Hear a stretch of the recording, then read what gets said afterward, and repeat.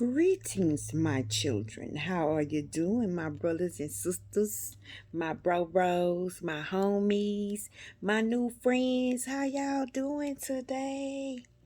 I got some juicy stuff for y'all today. We're going to talk about symbolism, words and symbolism.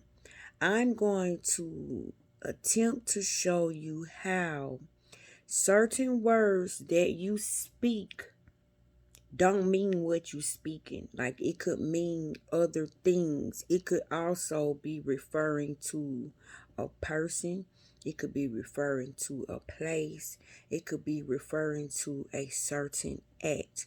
Now, in the spirit realm, how you communicate is through images, is through pictures, is through symbols, and you get downloads and instincts and intuition and feelings about certain words. When you hear them, you get vibrations when you hear certain words. So I want to explain to y'all how some of these words come in your dreams and they mean certain things. And when you pray for the revelation of it, it is no such thing as time. The revelation will come when it's supposed to come. And y'all, I just grabbed me some revelations. Now, y'all know I'm a dreamer. I write my dreams down. I've been having prophetic dreams, and I've been wondering, what do these dreams mean? Because I'm always asking for the spirit of discernment. Like, I want to be able to discern my dreams and anybody else's dream that come to me and have spiritual conversation with me. Like, I want to be versed in all areas of spirituality. So my study is like all over the place. I have a lot of information on a lot of different aspects of spirituality, and symbolism is one of them. Because when you're spirit, you don't speak out loud. Like, I'm speaking out loud, you can hear me. No, spirit is silent. The voice that you hear inner, the way that the environment works, the way that the elementals and the spiritual beings put things together around you, they're going to show you images. And you need to be alert and aware when they're showing you a certain image or certain words put together or certain numbers put together. You need to practice being vigilant, meaning when you see it, you'll know that you're getting a message from what we call beyond, but it's really you communicating the way you supposed to communicate without the skin suit, if that make any sense.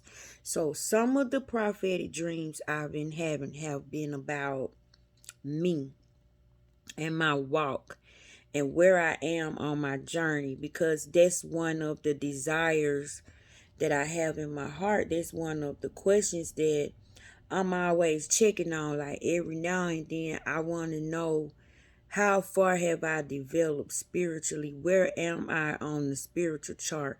Where am I in my walk? What am I doing? What is the purpose of my doing? What level am I on? What am I on? See, it's a way that you can know all of this, but you got to practice being spiritual. You won't know if you just continue to be human all the time. You got to practice being vibration, emotion, frequency. You got to be sensitive to energy, moods. You got to be able to control your attitude, your thinking, your moods. This stuff is important. So some of the prophetic dreams I've been having and I've asked revelation on goes like this. I once dreamed that I woke up on a white couch. This couch was as far as the eye can see, and this white was a white that I can't even explain white. This white beyond Clorox bleach white. You could get all the white and all the bleach in the world and put it together. It would not create this type of white. This was a white that was illuminating. It was It had a glow to it. It had a clean feel to it. Like you could actually feel the whiteness on this couch. And I never seen a couch that go as far as the eyes can see. I can't even tell you if it was a sectional, a love seat, or sofa. All I know, it was a big, thick, comfortable, white, plush couch. And on this couch, I had people to my right and I had people to my left. And these people went as far as the eye could see on either side. So I'm wondering in this dream, where have I landed, and all of a sudden I hear my name being called. So when I stood up from the couch, the lady called my name again. And I noticed that I was on the couch like people were waiting on something, right? So I go up to the desk where the lady is calling my name. And this lady at the desk has a big golden book.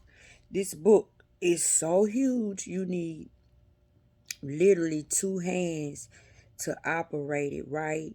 And the book seems like it's bigger than you, but it's not bigger than you. It's just so hard to explain spiritual stuff. But go with me because I'm trying to use words that can sort of paint a picture. But it was a gold that was so golden that you couldn't hardly look at it. Like the gold on it reflected so strong. It was sort of hard to look at.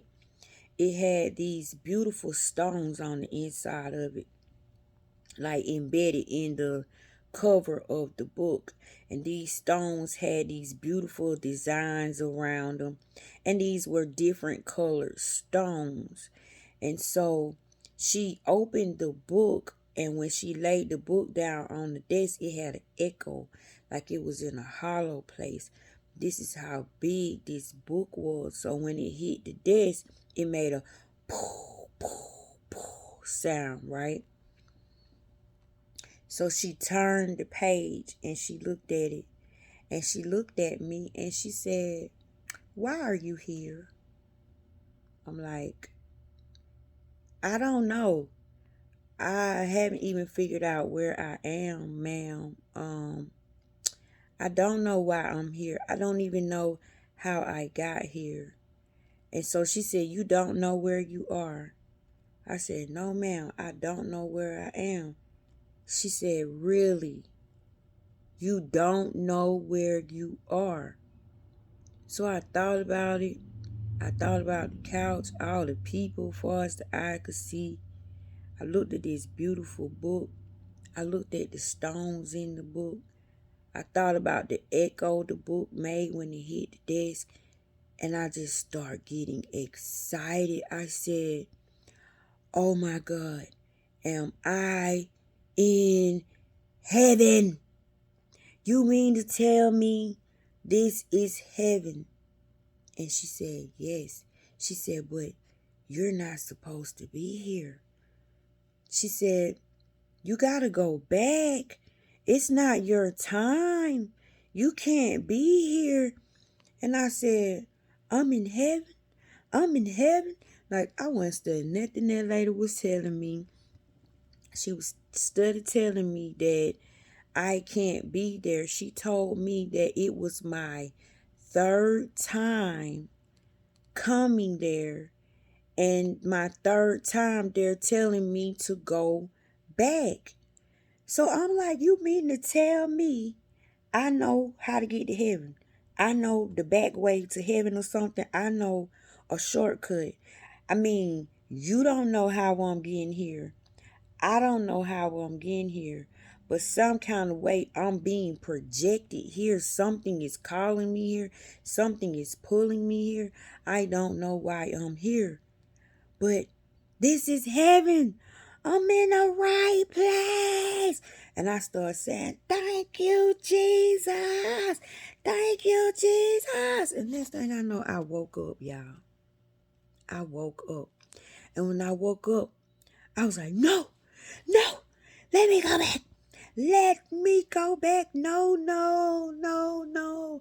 I want to go back. Y'all, I was depressed for like a week. I was mourning that place. Like, I really wanted to go there. So I have some more dreams, right?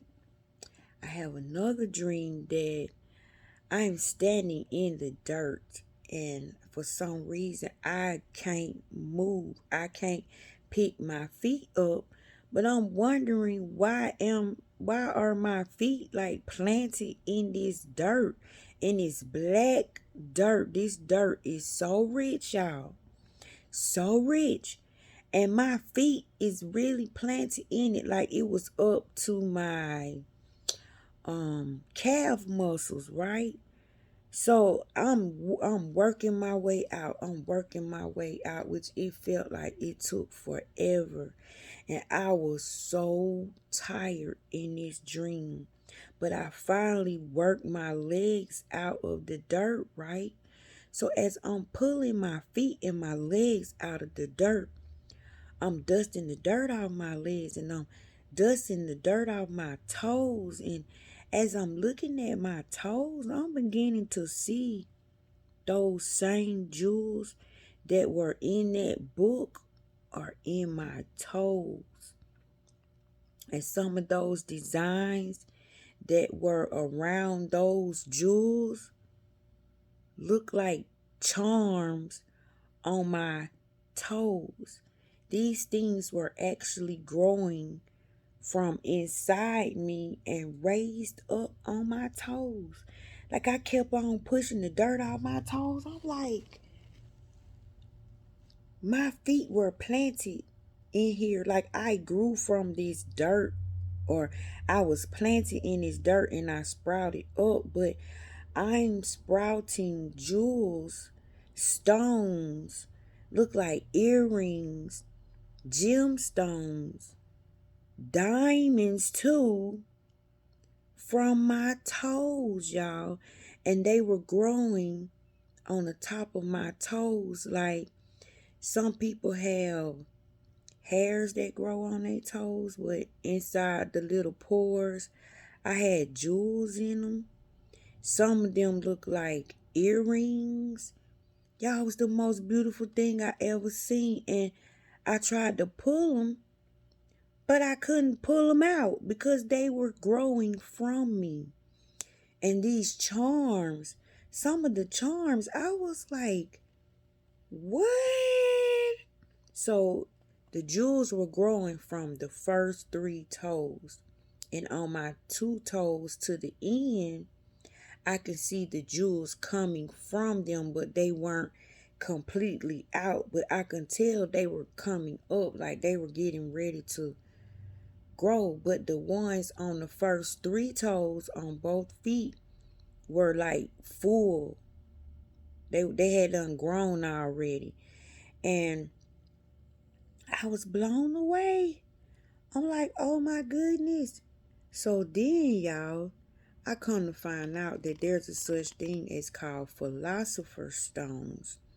And these are stones that we create from the inside of us that help us get our mind right. They're stones that we have built belief on, something that we find to be truthful about ourselves or what we're believing, and we're using these stones as words. Like, we're standing on these words. We're using these words to get through life, to fight giants, to open doors for us. But we're using these stones as steps. And the reason we create these stones, because in the emerald tablets it says man is a flame bound to a mountain. This means that your true countenance is a forever burning flame. When you don't have this skin suit, you are a big ball of fire in front of God. Your true countenance is fire. This is why it's so much water around the earth, and this is why it's so much water inside of you, to keep you from combusting, to keep you from burning up, to keep you from setting everything on fire. If you can make your mind go there. So when you stand in front of God, you're not this human. You are a holy, all consuming fire. Think of the fire that was on the burning bush. You're that. You're not the bush. You're the fire that's on the bush, if you can look at it that way. So inside of you, this fire cultivates these stones. These fires make these stones. These fires harden these stones. And the reason you're tied to a mountain is because it makes you think about the Tower of Babel, which is talk, which is speech, babbling, just talking. And it's loose talk. So when they were building the Tower of Babel, they were babbling while they were building, and they were saying the wrong stuff. They were speaking death words they had out in their heart. Some of them, where they were forced to build it, so they was under inhumane conditions. Like, just imagine people building this Tower of Babel, and the king wanted to get to heaven. They wanted to build this and get to heaven. And some people wanted to build that tower to get to heaven, to go up there and whoop God, but to go up there and turn heaven upside down. Like, why you let me live? Like, I'm going up here to see what the real deal was. So God was listening to all of that out in everybody's hearts that was building the tower. And he let them get so far. And he took his hand and he smite them. And the prime example, symbolism of the Tower of Babel is your rappers. All they do is babble, babble, babble, babble, babble, and they talking nonsense. It don't make no sense. They spreading death. They're not sticking to the rules. They acting like God don't exist. They caught up in their own words. They believe in their own words, and they're responsible for getting other people to believe in their words and chant their words and take on their words and build stones inside themselves with these words. So guess what's happening? God is knocking them down before they reach the top. Ain't this happening to most of all your rappers that are babbling and ain't talking about nothing and ain't doing nothing? They operating in their own will. They serving their own lust. They serving their own self-indulgence. They serving their own ego. And they show it by their fruits. Their first fruits is nasty. Their first fruits is bragging about jewelry, cars, and houses. All they can brag about is having material stuff. All they can talk about is material stuff because they only feel worth something if they got some material stuff. And they willing to do anything to anybody for this material stuff. So your babblers are your rappers. And those are the ones that are getting knocked down, the ones that's on the negative side of their talents and their gifts. They're getting knocked down in their prime. They don't even get to see the accolades. They don't even get to experience the tower that they're building. They get knocked down in their prime, and somebody else reap the benefits from what they was doing. So your rappers are a prime example of speaking loosely. And let me tell you what's happening to your rappers, right? So you're supposed to learn from your environment. Their words are so powerful and so believed in and so loved by the people that their words are made flesh because it's the intent behind the words. When you speak it, that's why a lot of people got blood on their hands and don't even know they got blood on their hands because your words have misled someone in the wrong direction. Your words have murdered someone and you have no clue. So your rappers are creating their stories. Can't you see flesh coming to the words that they speak? The words that they speak is how they die. The words that they speak is the trouble that they going through. The words that they speak are becoming real. Like they are experiencing their own songs. They're experiencing their own creation. And this is the same thing God is doing. God is experiencing his own creation, which we are his creation. So he is experiencing through us. And we ain't giving a damn about what the hell we allowing God to experience through us. So therefore we're suffering by the words of our mouth. We're in prison by the words of our mouth. And we're in prison by the way we think. So the universe has to follow order. The universe ain't finna jump out of order because you're out of order. So because the universe is so obedient and the universe gets it, it's going to put flesh to the words that the rappers are saying. That's why they predicting their own funerals. You like, well, dang, he said he was gonna die like that. He said this what he wanted to do. He said this how he was. He said. And everything he said is coming to pass. So my rappers, I pray y'all find something else to talk about and you remember where your gift come from and you stop being so materialistic, because I feel so sorry for y'all giving us this good music to listen to and you're suffering from it. And the music you giving us, we suffering from it. Because we like the beat, we like the tones, and a lot of people like the lyrics because it's feeding what's hurting us, it's feeding what's bothering us, it's feeding the darkness in us, and we're all becoming more dark. So we're helping their songs come to life. We're helping them commit suicide, and they are helping themselves commit suicide. So we're going to have to learn how to watch what we say, y'all. That's all I'm saying. Your words are valuable. Your words are important. Your words are deities, lords, and governors. Your words have power. Your words are alive. So I wanted to break down some stuff to you all that will help you not speak so vainly, help you not give in to the urge to just go off when you go there. And I'm speaking to myself, y'all. I'm speaking to myself too, because we're going to have to learn that when we speak certain words, they just don't mean what they say. They have several meanings to them. So if you don't put the right intent behind the word that you saying, you gonna get some crap. Y'all know some of these words spelled the same, but they mean something totally different. See why you gotta be so careful? And some of these words are spelled different, but they sound the same when you say them.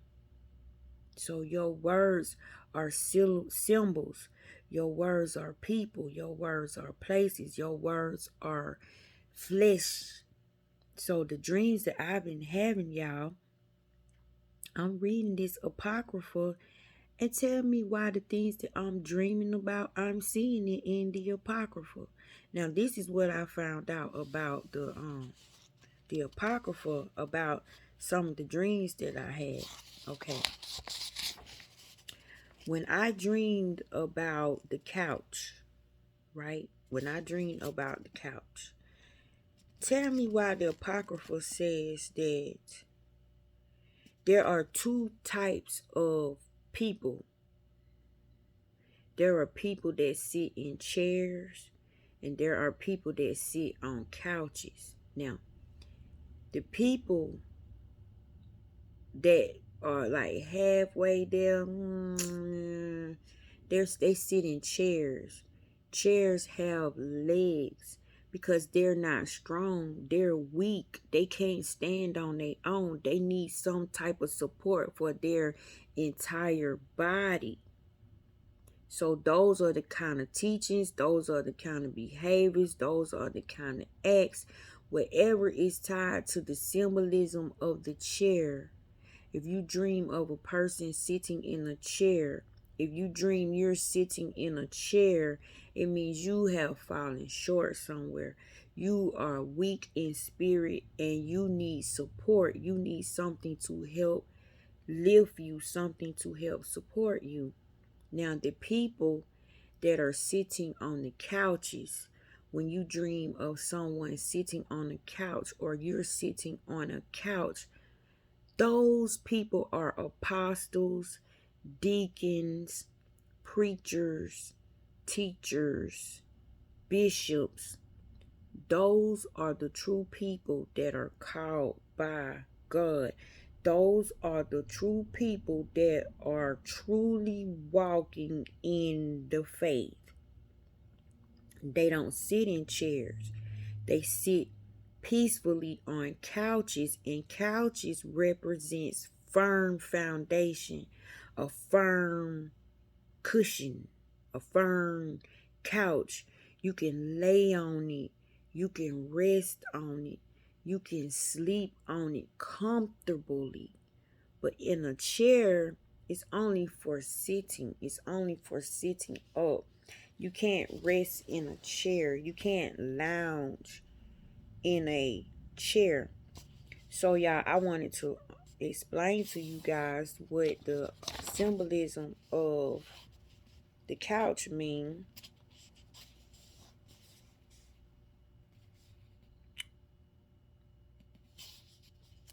So you can see that this is in the word, and this is what they took out of the Bible, and I'm seeing why they took this stuff out of the Bible, y'all, because it will make you know yourself. It'll make you want to know yourself. And I'm trying to find the part. I should have marked the part on here that talks about the couch so you can understand what the couch means. And I'm sorry it's taking me a minute. But y'all, this is what I call my live. I don't consider my videos just videos. I consider them my lives. Okay, I'm right here where it is.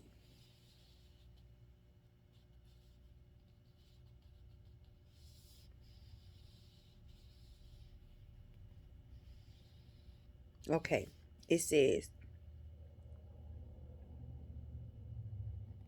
then she came with 6 young men, and they're talking about the the person that is talking to Hermas. I'm still in the shepherd of Hermas, y'all. This is where I'm reading from. In the apocryphal, it's called the shepherd of Hermas, and he's having a conversation with a lady. And this lady represents the church. She is really the church. So it's the church having a conversation with him. And he is study asking questions. This man asks a whole lot of questions. And he's asking the church about her. But she showed herself in 3 different forms: a elderly lady, a younger lady, and a lady a little younger than her. And all of her looks were different, and all of her looks meant something different to him. So this is her explaining to him the questions that he is asking her about the 6 young men that came in with her when he saw her. It says, then she came with 6 young men, the same whom I had seen before, and she stood by me and listened attentively to me as I prayed and confessed my sins to the Lord. And she touched me and said, Hermas, make an end of constantly entreating for thy sins. Meaning, stop praying all the time. God forgive me, God forgive me, God forgive me for every wrong thing you do, because every wrong thing you do isn't a sin.